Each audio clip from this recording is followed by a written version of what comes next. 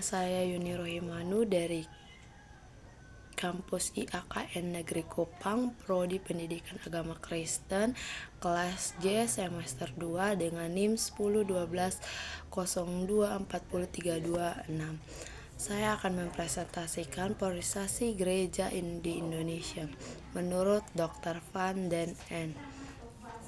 Arti periodisasi adalah usaha membagi-bagi masa sejarah gereja itu atas periode batas-batas waktu tertentu.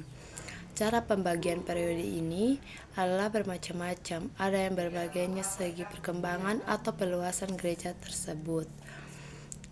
Terbagi dalam dua periode. Yang pertama tahun 1522 sampai 1800. Yang kedua di tahun 1800 sampai 1940.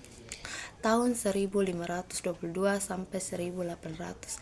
Ciri-ciri periode yang pertama, tahun 1522 orang-orang Portugis menetap di Indonesia. Kemungkinan terjadi baptisan pertama sebagai cikal bakal atau gereja di Indonesia.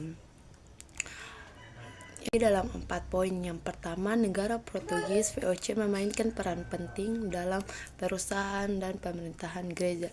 Yang kedua, PI diselenggarakan oleh satu lembaga gereja dan membawa serta bentuk ibadah dan ajaran yang berlaku dalam gereja tersebut. Yang ketiga, pendekatan terhadap agama dan budaya lokal. Negatif, orang-orang Indonesia tidak ikut serta dalam kepemimpinan gereja, organisasi gereja, baptisan hierarkis dan dipimpin oleh orang-orang barat. Yang kedua, di tahun 1800 sampai 1940 dibagi dalam 3 macam periode. Yang pertama, periode 2A, tahun 1800 sampai 1860, dan periode 2B, tahun 1960 sampai 1920.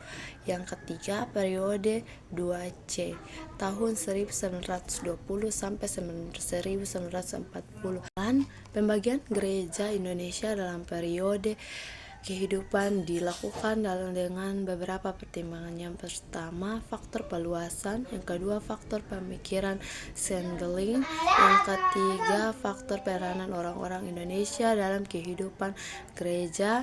Yang keempat, faktor perkembangan di bidang politis.